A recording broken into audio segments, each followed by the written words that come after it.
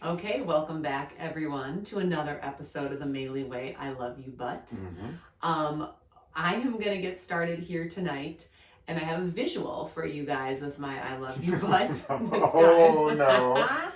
Wait, actually, I don't. I kind of think I know what this is, but I'm not sure. Well, I remember you taking a picture. Okay, go ahead. Okay, this is Jim. I love you, but you have made the world's worst peanut butter and jelly sandwich.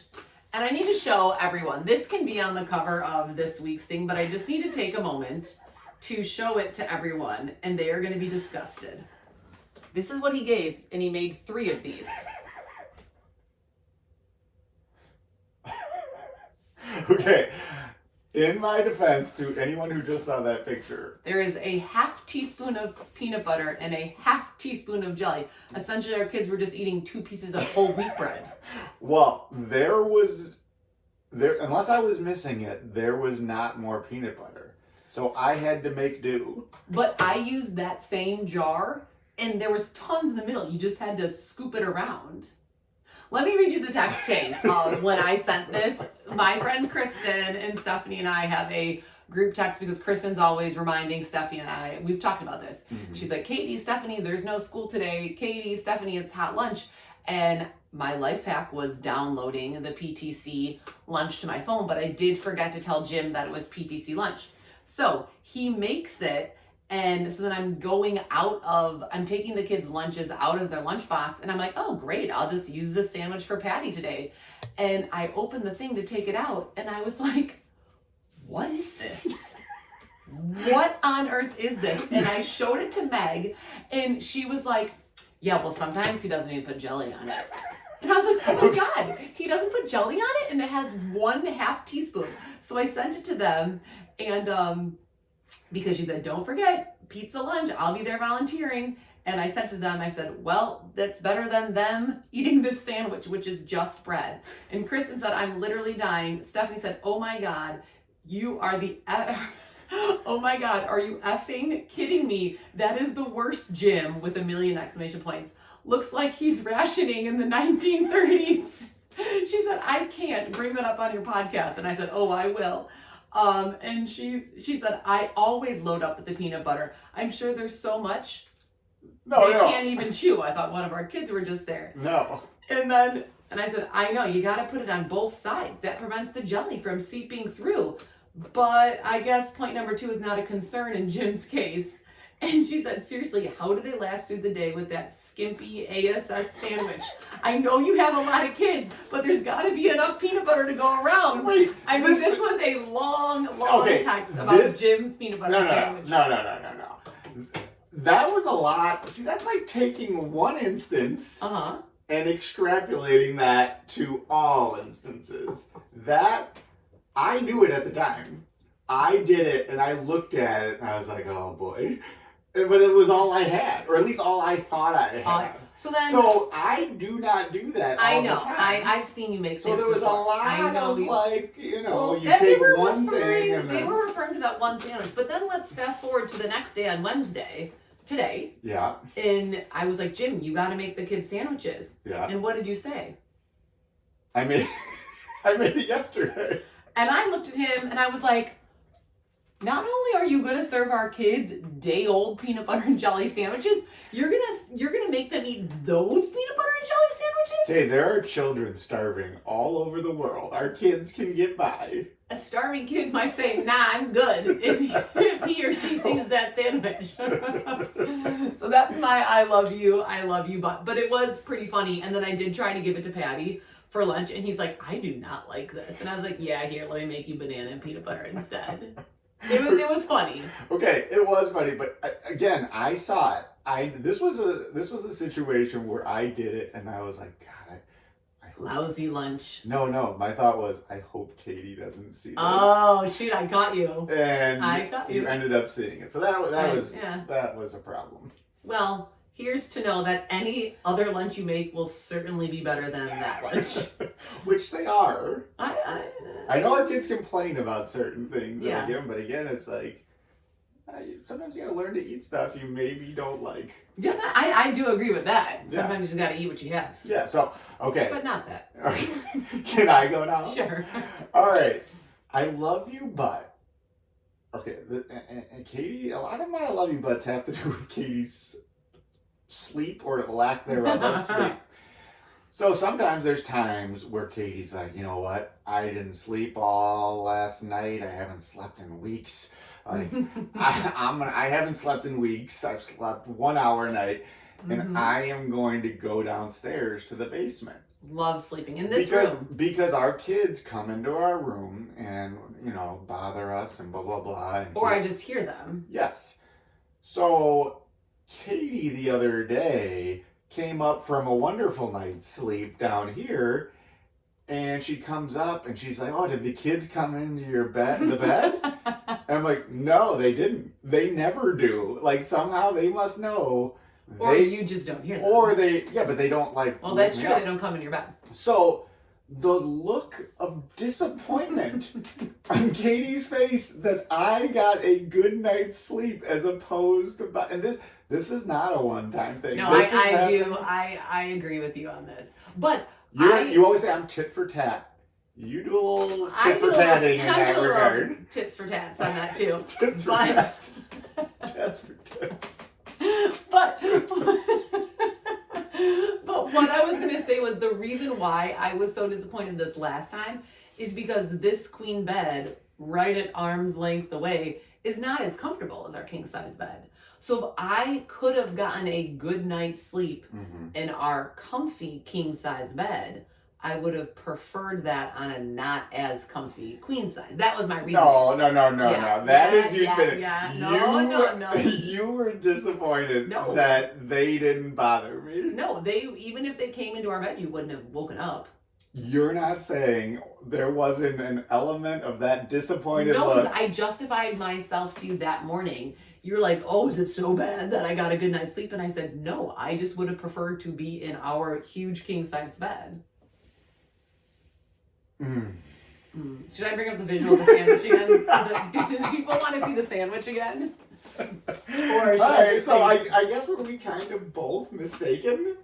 Because... alright, we'll shake on it. We were both just mistaken. Okay, alright, that's good. So what we wanted to talk about tonight is kids these days, I guess is a phrase we're going to use, they are not good at being bored. They're never bored. And when they are, they need to be immediately satisfied with stimulation. Yes. Nonstop. Yeah, I mean, I think my astute colleague, Mr. John Powers, if he ever listens to this, he's retiring this year. And I remember him saying this in a meeting. We had a meeting, and there was all this talk about, like, oh, what are we going to do, and blah, blah, blah. And, like, he was just kind of like, I don't know. I think we need to teach kids how to be bored.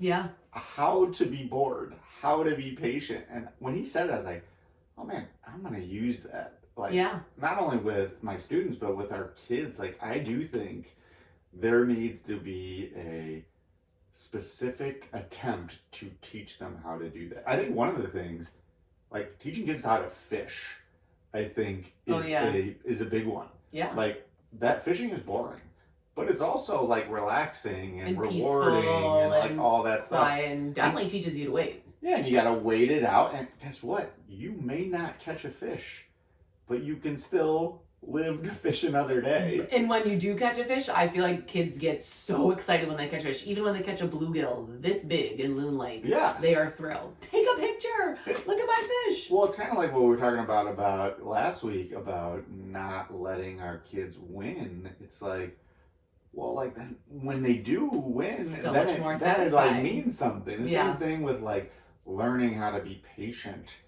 I mean, I just think about it. I have kids all the time, like just interrupting me at school. Yeah. Our kids, and I'm not blaming those parents because our kids do the same thing. And I think, and I think this is general knowledge. It's because of the just instant gratification of everything. Yeah. Like, I actually saw a thing and I wrote it down because I heard someone, I think it was actually Ashley Foley, our friend, a Holy Cross person, was talking about SpongeBob and like studies on SpongeBob, which have now been also done on Cocomelon, because when kids watch Cocomelon, even to this day, Jimmy, who is 9, when he watches Cocomelon, he turns into a complete video, like mouth gaping open, staring at the screen. And anyone who has kids, I don't know how Cocomelon maybe is 3-4 years old or something like that. Kids are obsessed with Cocomelon. Yeah. And I read the thing and it said Cocomelon and SpongeBob. It says the constant rapid movement causes kids to be overstimulated, temporarily diminishing the child's ability to focus, plan, and organize. It is called supernatural pacing. With frequent scene changes, it taxes the brain and executive functioning and has a negative cognitive impact. So no more Cocomelon or SpongeBob. I mean, they're not really into Cocomelon that much anymore. Yeah, well, you know what they should watch? But they do like SpongeBob.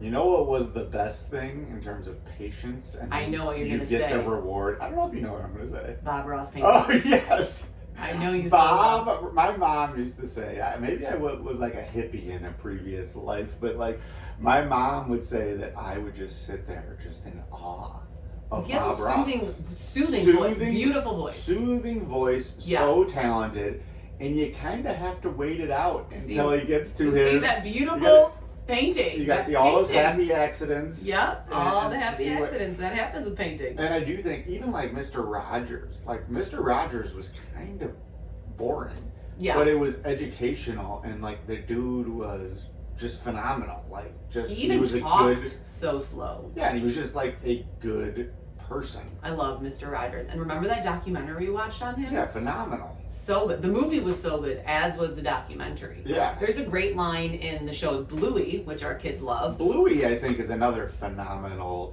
kid show. So good. Yeah. So good. But the kids are, I think they might be in the car, and they're like, I'm bored. And the dad bandit's like, hi, bored. I'm your dad, Bandit. And they're like, no, we are bored. And he's like, good. Yeah. You gotta be bored. You have to learn to be bored. Use your imagination. And then the rest of the episode is them like using their fingers in a car ride, like pretending to jump over the things. But I think about when we were young, like when we were bored, we would like sit in front of a fan and be like, or say like, we'd be like, Lisa, Laura, like sit in front of a spinning fan and say that kind of stuff. Like that is how we entertain ourselves. I guess I'm glad that they're not doing that. Well, yeah, it's kind of semi-dangerous, and there's way more fun things to do. But like when we were bored, we would like color coordinate all of our VHS tapes, or we would alphabetize all of our books on our bookshelf. Like we did stuff like that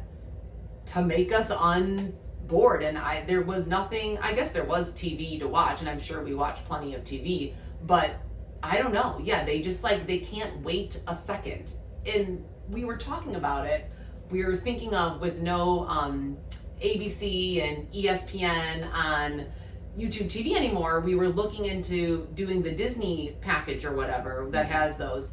And we don't have anything with ads. We always pay for the no ads. But to do all of those with no ads was insanely expensive. And we were like, do we do the ads to make them wait?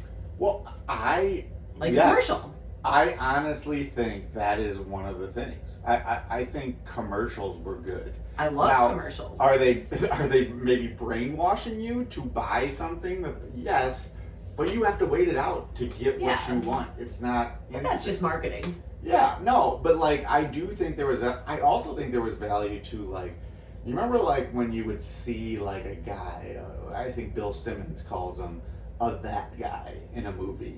Like just one of those guys. He's not Brad Pitt, he's not that whoever. He's just that guy that you're like, man, what else is he in? And I remember like back in the day, you would like I would just like sit there and be like,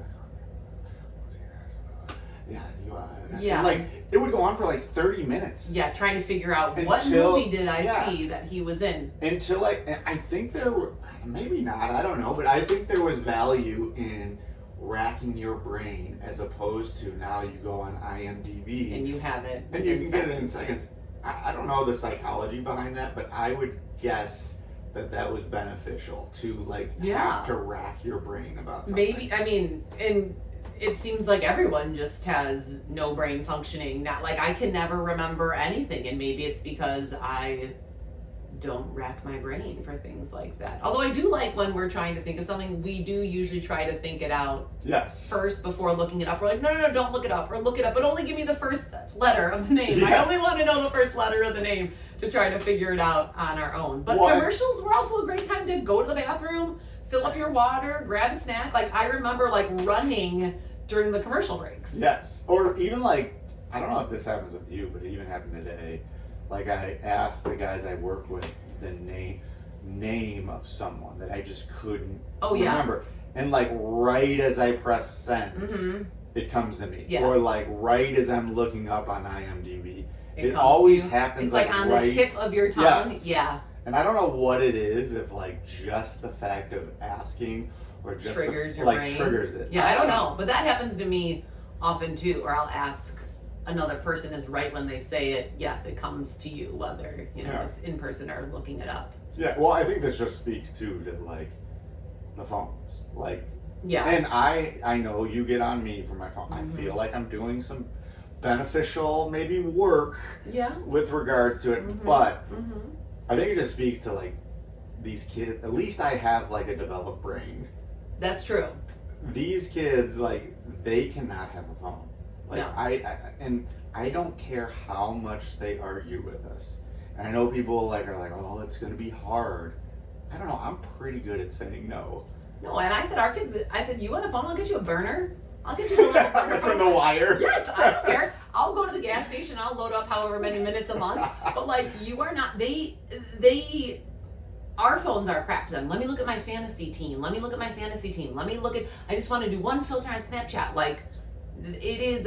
You should actually talk to. You should have on the podcast Maggie Doheny, my cousin, who is just getting her doctorate for psychology down in Florida, and she's going to be a child psychologist. And she did I think it was her thesis, was about how kids now, with the lack of communicating, like lack of being able to look someone in the eye and have a conversation and hear what they're saying, process what they're saying, and ask or follow up with appropriate questions or information, like when your brain is not able to, like, you're killing those cells and you are not rebuilding those. Yeah. So there are so many kids who do not look at you in the eye when they talk to you. There's so many kids, or like high schoolers, who are just always on their phone. They're sitting together on a bus going to a meet, and every single kid is on their phone. Like, they're losing the ability to communicate effectively. Yeah. No, and I think it's like, it's almost access to too much information. Yeah. Like, it's too much information, and like, I know one of the things for me during COVID that really uncertainty bothered me. Like, it really put me into like a dark place, like all of the uncertainty. It really bothered me. And I think all this information, and a lot of it fake on both sides of the equation, a lot of it is fake, and it creates a lot of uncertainty. And I think that can cause those mental health issues, which I just think that, or even with the information side, like, I think about it like, do I really need to know that, child was abducted? Horrible. But do I really need to know that? So in my mind as a kid, I'm thinking that, oh my God, child abductions are happening all over the place, when the research shows it is not happening. It is not happening. It wasn't happening that often, and it's just there's more information. You're more exposed to it. Yeah, I almost equate it as like, I became a worse basketball coach the more information. Like, when I was trying to like get all these different ideas from different people, as opposed to doing what I do well, it made me worse. Like, and you were on information overload. Yeah, it's like you don't know what. I don't know. I just think that the information age is great in certain respects, but I do think it's very detrimental in other respects. The book that I'm still slowly but surely reading, The Anxious Generation, it talks about that. It talks about that. Like, one of the opening chapters is about that kid who was abducted and killed, who was a famous person's son something. And it like created such a panic, even though the percentage of that is in the single digits, but it was like on the news all the time. And it created like a panic throughout everyone. Yeah, I think that's with a lot of issues. Yeah. A lot and of it just issues. causes, I mean, we don't need to talk about this because we'll go back to being bored, but the kids who are just doom scrolling and seeing all these things, all it is doing is creating anxiety, worsening their mental health, losing all those. I mean, if you think SpongeBob and Cocomelon are bad, my God, like scroll on TikTok or Instagram Reels, like you are truly losing all of those things of your brain. Yeah, I think it creates extremists. Like extremists on both sides, because you see all this stuff and I'm like, well, I don't like that. I'm gonna now I think everyone is that, or I think everyone is this. I think it almost causes like more racism, more sexism, more this, because you see these little snippets. I don't know, whatever. We're getting... Let's get back to being bored. Yeah, but you know what I'm saying? Yeah, I do. Yeah. So one of my friends, Kylie, has a great little list on her fridge about, if you're bored, and she has like 10 things printed out. Like if you think you're bored, play with Magnetiles, read a book, do a puzzle, do some artwork, make a bracelet. Like it lists all these things. And if you go through all 10 of those things and you're still bored, then come find me. Yeah. But you should be doing all those first. And we will sometimes like, when our kids be like, I'm bored. And I said, all right, like let's make an awesome, some simple task. Like let's make a Hot Wheels track.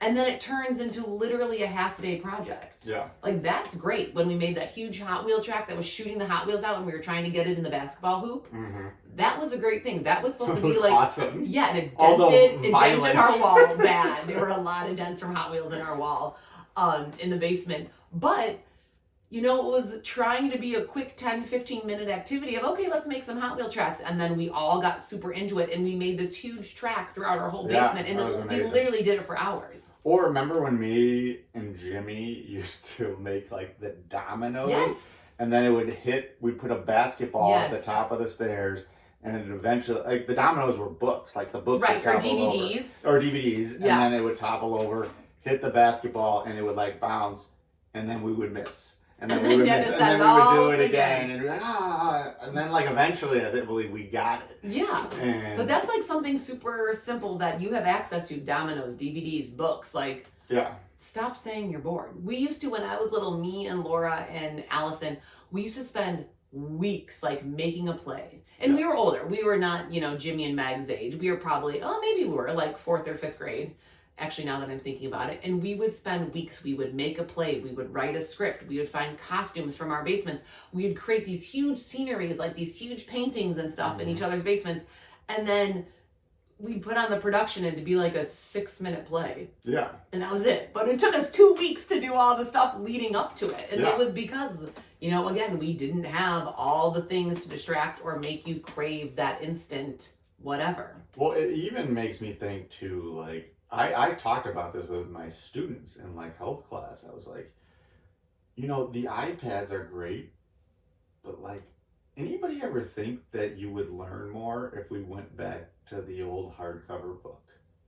And like a lot of them said yes. Yeah. I was like, it would force you to actually look at what you were supposed to be looking at, as opposed to like, I know when I'm up there talking, kids are doing whatever, like on their iPads. This one kid, actually I don't want to say it, but he was like watching like these wrestlers in Kenya. I'm like, what are you doing? And it's just like, because they have access to it on there, or even like, yes, maybe we kill trees with paper, but maybe those paper worksheets are more beneficial than having the kid have this information overload that they can access whatever they want. Well, I will say having the paper information come home for school stuff is way better, because there are some days when I don't check my email, or an email comes up and I open it, but then all these other emails flood it, and then it's not on my front page anymore, and that is gone. That is why I have Kristen and Stephanie texting me all the time. Yeah. Because it's like you see it and then you don't respond, or you see it and you don't write it down. So I love when they have like the paper copy coming home with the things, because it's the visual. You see it and then you add it to whatever you need, or you just put it on the fridge. Yeah. And I do think we do a good job of like, I think anybody who walks by our house will see us outside all the time. Yes. And that's what stinks about the winter, when like that becomes less and less available. Yeah. Like I feel like our kids' video game consumption goes up during that time. But like when we can be outside, we're outside. But I do also say, and I do think that I'm better at this than you, like if they want to go out in the snow when there's a half an inch or 4 inches, like I'll usually take okay, let's spend the 20 minutes getting all of your stuff on and doing it, because it is a process to get kids ready to go. It's a process to get one kid ready to go in the snow, like with the boots, and then they put the pants on, and then they forgot to put, the sweatshirt on. So then you're taking the bibs off to put the sweatshirt on, and then they have to pee, and then you have to take everything off. And it's a process, but we do live right by that hill to go sledding on. And I do, as much as it stinks being freezing cold out there, they will spend a lot of time in the snow. They do. Our children do not have nerve endings. They are not cold. They are out there for hours in the snow. Yeah. Hours. Well, not to go tits for tat on you, but I was gonna say titting for tatting, and then it actually came out as tits for tats. Yeah. So not to do that, but you are better at me than that. At that, like a lot.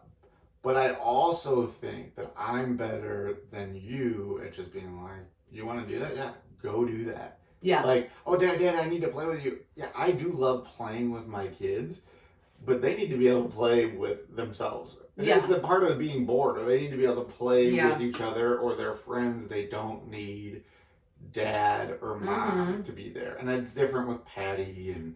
Although I think Patty's probably our best independent player. Yeah. He'll spend all the time by himself on the floor playing with cars and all of that. Well, part of that too is I think we've realized that maybe no. I'm kidding. Well, No, we don't. No, but I think we've realized that maybe we made some mistakes. Yeah. With the older ones. Yeah. With always playing. Like, I love my dad. My dad was amazing. My dad would be like reading books all the time and relaxing. He would go play catch with me. He would go play basketball with me. My dad was, and maybe he was not on the ground playing trucks with me. He was not doing this. And I think part of that was good. Like, because it made me go do other stuff. And honestly, part of it was good for him, too, that he got to do what he really wanted to do. Yeah. Not that he didn't want to play. He did want to play with me. Yeah, but, everyone needs a moment to themselves. Yeah, right. Everyone needs time to decompress or get stuff done around like the same thing. Was your dad, no, doing the plays with you? No. He always came to watch the plays. Yeah, right. But no, he would help us get, supplies out to help make things. But no, he would never do that. But would he always go outside with us? Oh, yeah. Yes. Would he always? Yes, he would always do those kinds of things. But no, he was not helping us with American Girl dolls, setting up houses all around the... And I'm guessing your mom probably, she probably started it and then backed off. Yeah. And you all weren't saying Mom, come do this with me. Right. I guess we can ask her, but I think you're right. We were really good at playing with ourselves. Yeah. And then, the key neighbors who were always over in the neighborhood, which is good. I mean, we are lucky that we do have little kids around, so they will come in, Emmett will come in to play. They'll go to Teddy's to play or all that. Or Jimmy's now at the age where he can ride his bike, go to Bennett's, go to Will's, see what's happening, what's going on. So that independence is kind of great. Yeah. So, I mean, they are still little. That's what we have to remember. They're little. So maybe we should try to be enjoying these times. Yes. When we're playing with them. Yeah. But we do need to, the not bored. I think it would be good if we took a page out of the Smith's playbook and made, a list of things to do. Don't say you're bored until you've tried these 10 things. Well, even though, this doesn't have to do with the boredom necessarily. Well, I guess maybe, the patience and waiting. But I was listening to that guy, that Scott Galloway, talking about masculinity, and he said one of the mistakes he made is that when his kids would come into bed, he was taught, hey, you got to take them out of the bed and put them in their bed. And he's like, and now that they're 15, they don't want any part of me. And it makes me kind of regret that I didn't have them lay with me, and I didn't have them snuggle with me, and I don't know. I do think that there's part of that. I think that's our big. Well, we're definitely winning in that department. Yeah, no. We'll have a heart full of all snuggles when our kids are. No, we said how that is one of our biggest problems. Yeah. Is that the bedtime, and it does stink sometimes. Mm-hmm. But there are times where I'm like, oh, this is nice, like that. Yeah. You know. I mean, you fall asleep in their beds. Not as much. Not Not as much post depression COVID. Yeah, that's true. But I don't mind falling asleep in their beds, but then I always have like a crick in my neck the next day, or sometimes if they're all in our bed, I will choose to go sleep in whatever empty twin bed. Oh yeah, I mean I've done that too. Yeah, and you'll do that too, which is that's a good move. Yeah, I mean for That's me, you know me, I could go right there. Yeah, you really sleep. could. So yeah, I think that the outside stuff really helps with the boredom. You know, go outside, make an obstacle course, go play sports, go run around the neighborhood, find people, go to the park or whatever. But yeah, there's so much of like, can you play this with me? Can you do that with me? Or I don't know what to do. Or I can't remember where we were. I think we were with a bunch of Jimmy's friends, and they all came inside and they tried to go into the basement to watch probably YouTube, and we were like, no, you need to go outside. And they're like, well, what are we supposed to do? And I remember I rattled off like 10 things. I was like, go to the park, go to Mariano's. What else? I said, go play tennis, baseball, play knockout, play all these things. And our friend Claudia was like, that's more options than I could have thought of all day. She's like, you just rattled those off. Boys, go do one of those things that Katie just told you to do. And then they'll be outside for an hour and not come back in. But they just like need that push. Yes. They need that push, which we should try to eliminate that and just go do that without having to ask. Yeah. Or even, I was thinking too, like when we were talking about like just reading a book. Yeah. And reading it. I know you like the Kindle, and I know but like I think reading the book, one, I think you see more of your accomplishment. You know what I mean? Like, oh yeah, it's kind of like when they say like how like going out and being a handyman or like working with your hands is kind of rewarding in terms of like you actually see what you have done. Yeah. Same thing with a book. You kind of see your accomplishment, but also like you can't get distracted. Like, I took our kids' Kindles and I've hidden them. Mm-hmm. I don't even allow you to know where that is because I don't want you, not that you would, but I don't want you to be tempted one day and give it to them. Well, I did say, remember I said, I'm like, we're going to start a mandatory 20 minutes of reading every night, like where they have to sit and read on the couch. We haven't done that yet, but maybe it'll be on our list of things to do this winter because they all do love to read. Yeah. It's just like a lot of hustle and bustle. I think maybe we should do like a group. Are you saying like a group, like all of us? Because all 6 of us. I mean, someone would probably have to read to Patty unless he just wants to look. But like not like how we read Harry Potter aloud. Right. Like we're all sitting and independently reading for 20 minutes with a timer. I think when I had the Massarellas on the podcast months ago. Yeah. I think Michelle, was it Michelle? I think she said that Ryan, her husband's family, like when they go, they have like a lake house. Yes, she was saying that. They go and like people are just sit there in all different corners of the room and they don't talk to each other. She's like, it's not social. We're not. It's awesome. Yeah, she's like, it's not social. It's not like, ooh, let's go to the beach all day, pack a picnic. Like, no, we're going and we're being quiet and we're reading, and it's great. Yeah, and you know what I do think, and we always, you know what else we need to do? Game nights? No. We failed, by the way. We did not have a family game night last Saturday. In terms of boredom, which I think... Play cards? No, I think this is something we all did as kids that we don't do a good job of making our kids do on Sundays. Color? Go to church. Yes. Yeah. I do think that there's that. Oh my God. Being so bored in church. Yeah, being silent. Yes. Or like you have to figure out ways. All I would do is, how many words can I make out of gather? Looking at the gather book, I'm like, the, eat.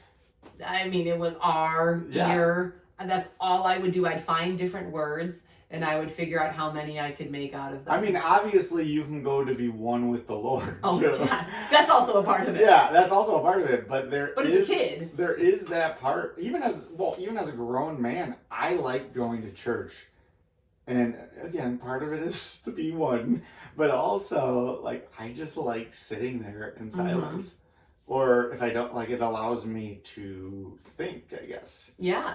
They, Jimmy and Meg and I have gone. We went to the family mass after CCD, and we've gone a couple of times on Sunday mornings, and they're pretty good. Like, they're pretty silent. Yeah. And they'll look at they'll like look through the hymnals and the gather book and stuff, or they'll get their hands on a bulletin and be looking through the bulletin. But you're right. Maybe we should start making them go to church. Our bad kids. Yeah. No, that is, I went to church every single day. So did not every single day, every single Sunday. Yeah. Until essentially COVID. I used to go in college. Even if I was deathly hungover, I would go because I would always talk to my parents on Sunday. Yeah. And my dad would always ask, did you go to church? And I could not lie to him. Yeah. I would go through periods where I went to church in college too. Yeah. I got to get back to that. We got to get back to that. Okay, we'll get back. This won't be like the family night. We're going to stick to this. We'll report back to you guys. We will. Our kids should go to church. They're going to a public school and they go to CCD where they're supposed to be going to church. And Mag will be like, why don't we go to church? Well, I think it's regardless of your religion, what you believe in, anything. It could be any religion. I do think just going and being there in silence is a good thing. Being alone. Regardless of what you believe. Yeah, I think I also really like church music. I know that the Sister Project was just talking about that, but I can still remember... Church bangers? Church bangers. I can still remember lyrics to almost every single church song. And I love them. They're beautiful. Yeah. Beautiful songs. Yeah. So I do really like... Caritas, you remember that one? Gentlewoman. All of them. They're so good. City of God. Remember that one? That one was very joyful. Yeah. Your tears are turned into dancing. You know I know. I definitely know it. It was a horrible scene. No, that was good. That was very joyful. We were in the city of God. Yes. I really enjoy. Anytime when we do go to church, we usually go on Christmas. I cry almost all the time at the church music because I just think it's so pretty. Yeah. So we'll get back to that. I think it would, not that you don't anyways, but I remember you used to always cry thinking about your dad at church. Always. Yeah. Yeah. For the years. Yeah. After he died. And I was still pretty much going to church every Sunday at that point. Yeah. And it was good. It was a good cry. It was a healthy cry. It was a cry that I feel like I needed. So yeah, we should start doing that again. All right, let's commit to it. All right. We'll see if we come back next week. We'll see if we did. Okay, we'll let you guys know. Okay. Should we do our moments? Parenting fails or which one? Yeah. Anyone. Yeah, which one? Okay, my parenting fail? Yeah, go ahead. I really didn't buy Halloween candy to give out to kids. Well, I bought. Would you do have our kids go collect some and then put it in our I bought a thing of ring pops. Yeah. But there were only 24 in there. Mm-hmm. And I had bought other candy, but then another parent fail, I didn't read the CCD email and they had to bring in candy to distribute to their class. And then they also had to bring in an unopened bag of candy for their very wonderful, generous, kind teacher to bring to her school where she teaches in the inner city to hand out candy because a lot of those kids don't get candy.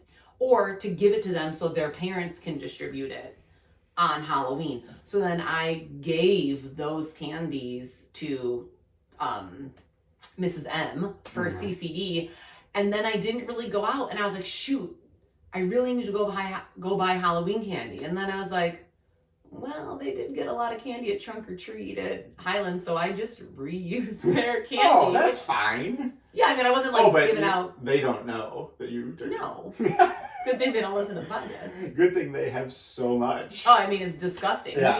Yeah. We are already donating a lot of it. Jimmy got 10 pounds, which is 10 pounds too many. That's crazy. Yeah. So that was my fail. I didn't buy Halloween candy. I just used our kids. It worked out. It did. Yeah. You could have given quarters out. Remember the old ladies? I used to love when people did that. They'd give a Ziploc bag full of change. Yeah. I liked that. Yes. All right, so my parenting fail, and this kind of snowballed. So, and you were there for the first part of this, I believe. So we were playing a game, and Meg all of a sudden just goes, "Hey, Dad, want to do a rap battle?" And she was like, blah, blah, blah.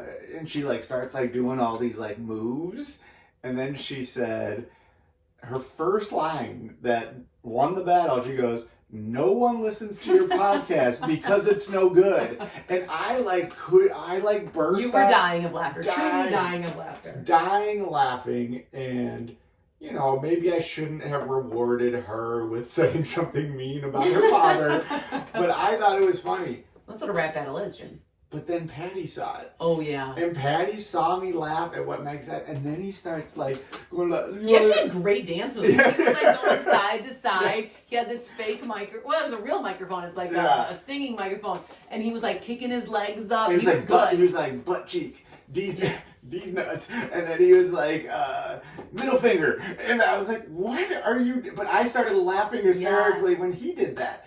So like... I have this problem when our kids do something inappropriate. This goes for even when my students do. I have a hard time... not laughing. Not laughing, and then they feed off of it. Totally. Feed off of it. So, like, Patty kept going, and we'd have to... All right, Patty, come on. You got to... And he's 3 years old. Oh, and he was like...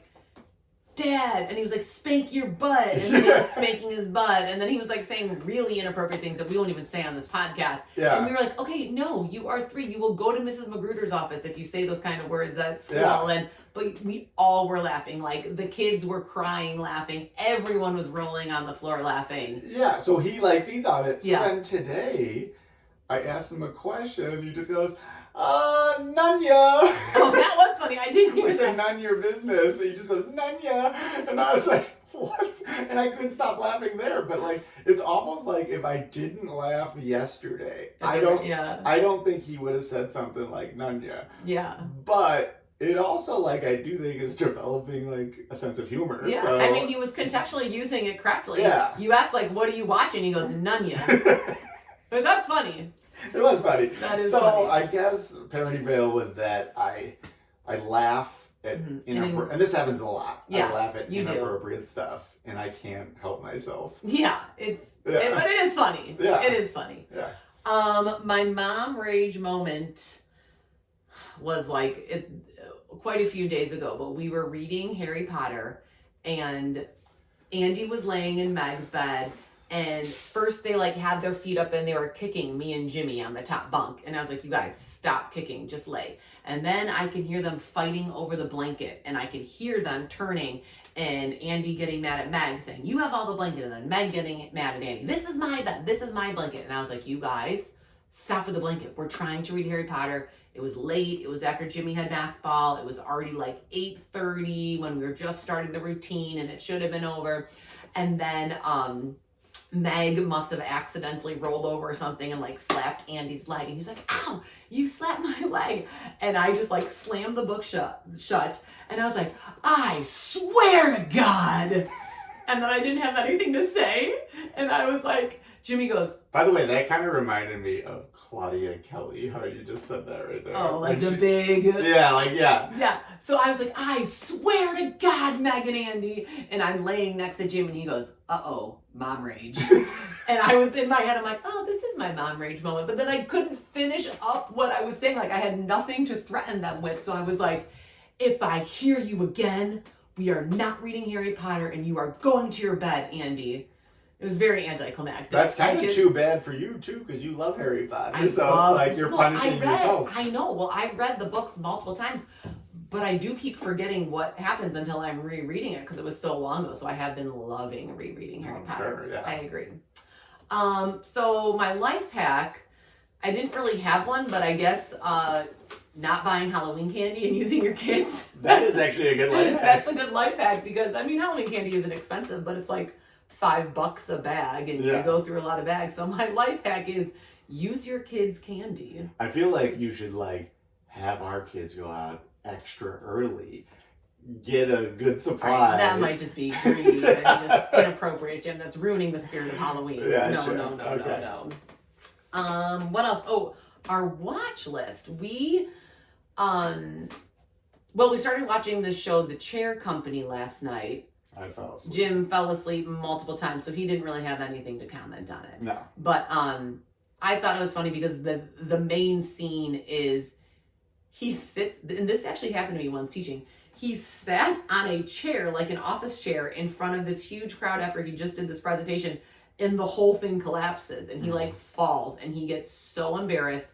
And then he's essentially, what I think is going to happen the rest of the season is he's just is having these anxiety and panic attacks about collapsing another chair, and he's trying to find the chair manufacturer or something and like get to their customers. Sue him, or? I don't know if he's gonna sue them or if he just wants them to know that they made a faulty chair and embarrass him. I don't know. We didn't even finish the first episode because you fell asleep. I fell asleep early. But that happened to me once at Laidlaw in an assembly, like an all school assembly. So there's 400 kids in the gym, and I don't know what they were introducing me for or whatever, but I stood up and I did a little wave, and it was a folding chair.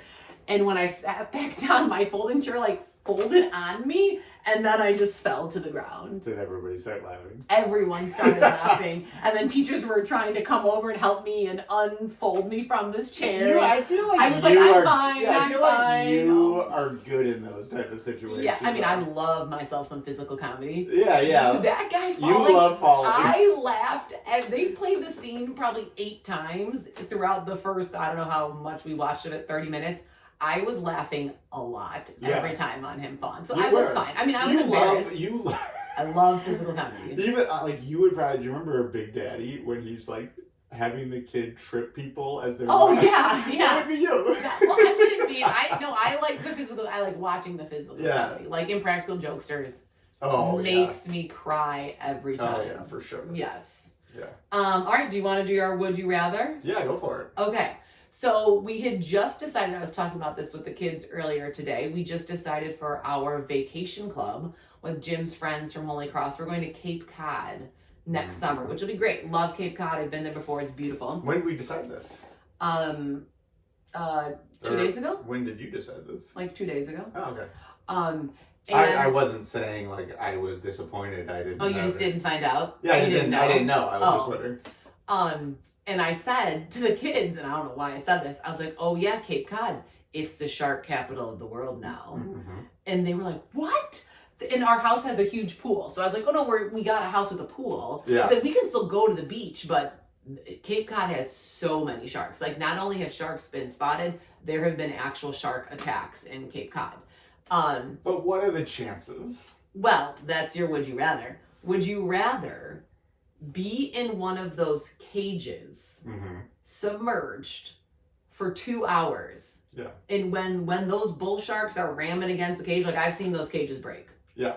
Then they're coming in and they're getting you in the cage. Or okay, first of all, when have you seen those cages? I've seen like in Jaws? No, I've never seen Jaws. Oh I know, Lord. I've never seen Jaws. Okay. No, I'm saying I've seen videos of, like, on the National Geographic Instagram of like, man swimming with shark, cage breaks, but he's okay.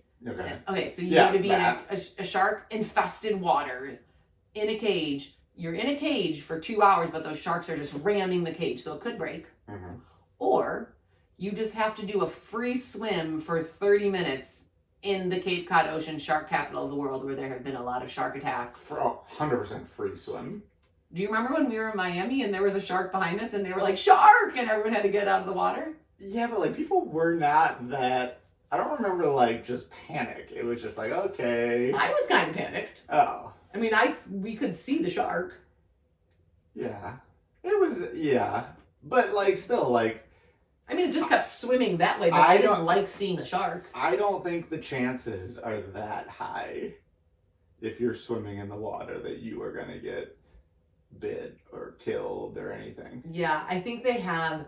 This is not one of those.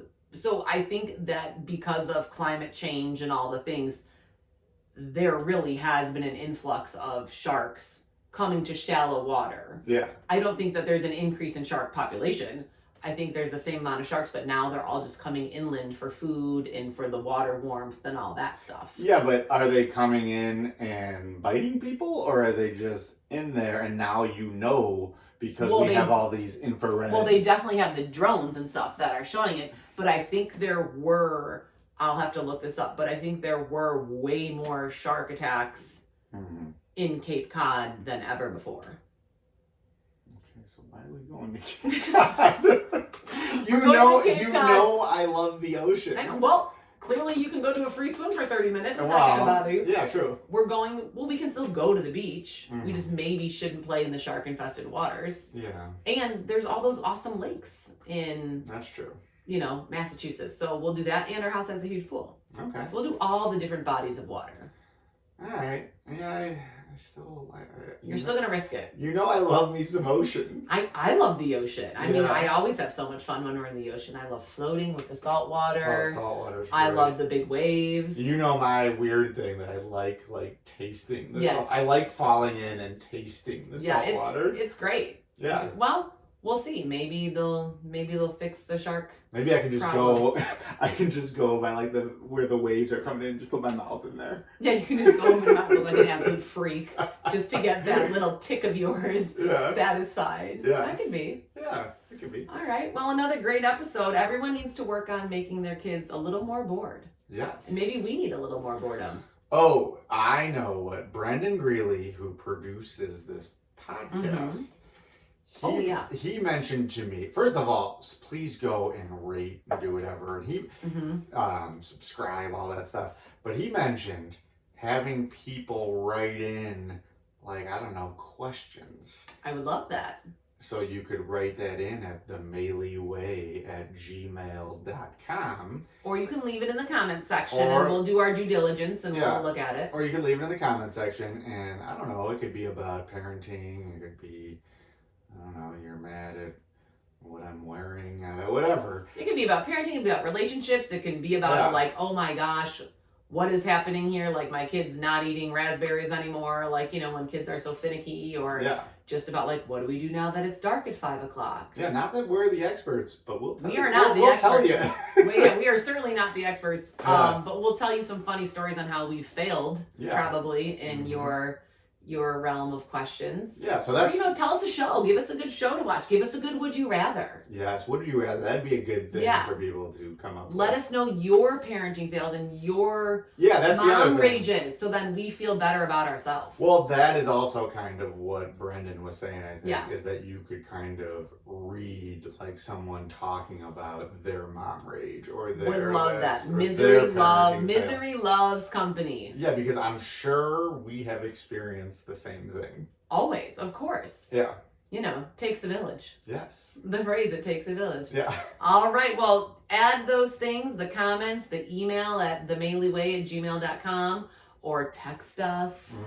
If you know us, drop us a line. Yeah. Just let us know, because that's the Maley Way.